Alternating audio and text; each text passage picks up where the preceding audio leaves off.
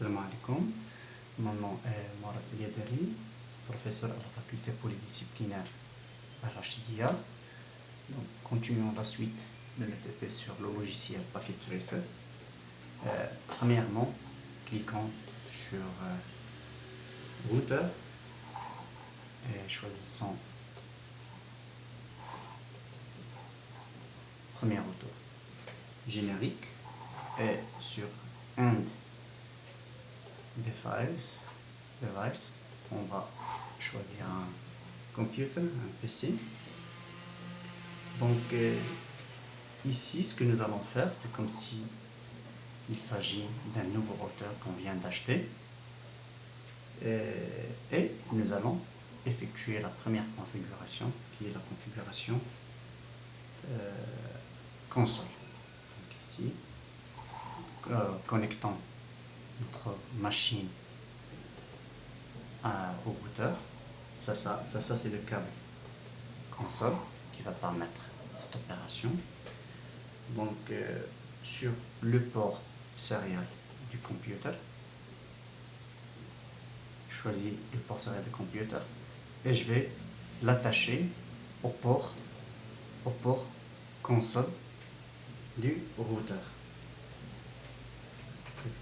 Et donc ceci est une connexion virtuelle console à partir du PC au routeur. Donc maintenant, je peux dire que j'ai bien établi virtuellement une session terminale au routeur. Donc cliquons sur le PC. Je vais choisir desktop terminal. Je garde ces paramètres par défaut. Je clique OK. Et ici, vous pouvez utiliser bon, je reviens. Donc ce terminal, c'est un émulateur de hyperterminal sur un PC. D'accord? Mais vous pouvez utiliser un autre terminal comme PATI si vous voulez établir une connexion console pour votre routeur. Donc, je clique sur terminal, je choisis les paramètres par défaut. Donc vous avez un écran de dialogue.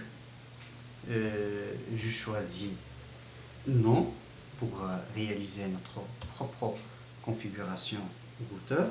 Donc, généralement on ne fait pas yes. C'est yes, il faut suivre les étapes. On va faire notre propre configuration. Je tape entrée. D'accord, donc ça c'est le mode, ça c'est le user mode. Donc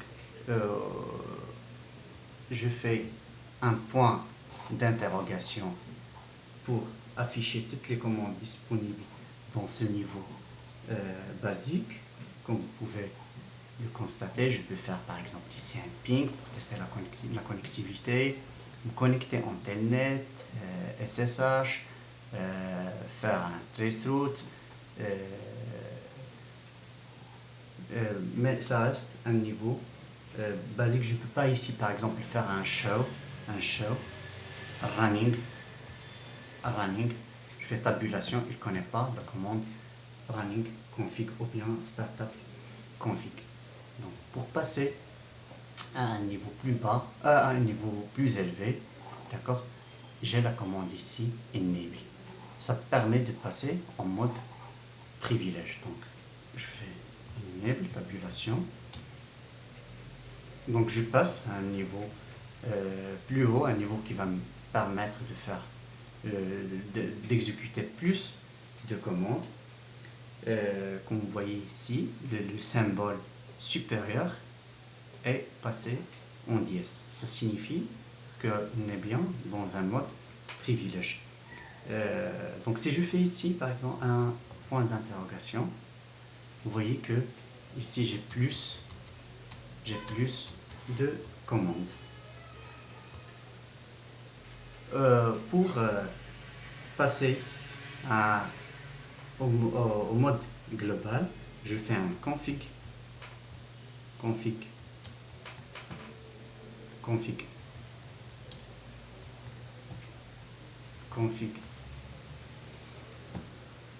terminal. Donc vous allez voir le mot ici, config, qui apparaît entre routeur et le symbole dièse. Cela signifie que vous êtes en mode configuration globale. Donc dans ce mode, vous pouvez modifier le nom du routeur, configurer les interfaces et leur attribuer des adresses IP, allumer ou éteindre ces interfaces, mettre en marche les protocoles de routage.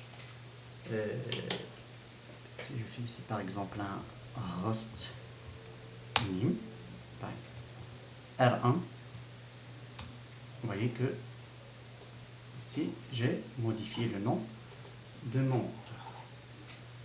Donc je fais un CTRL C pour passer en mode privilège. Si je fais un shell running config, ici il m'affiche la version. Ça c'est des commandes par défaut. Ça c'est le nom de routeur que je viens de modifier.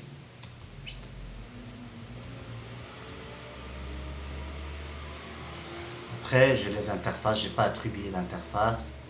Elle est shutdown, est atteinte. Donc merci et au prochain TP, Inch'Allah. Ah non, et ici vous voyez la ligne console,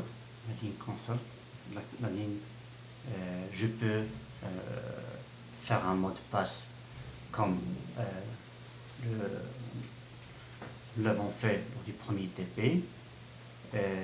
Ici, line VTY, ça c'est qui va me permettre d'établir une connexion Telnet ou bien SSH. 0 et 4 signifie que je peux réaliser 5 connexions en même temps. Ça je peux le modifier, je peux faire plus. Donc très bien.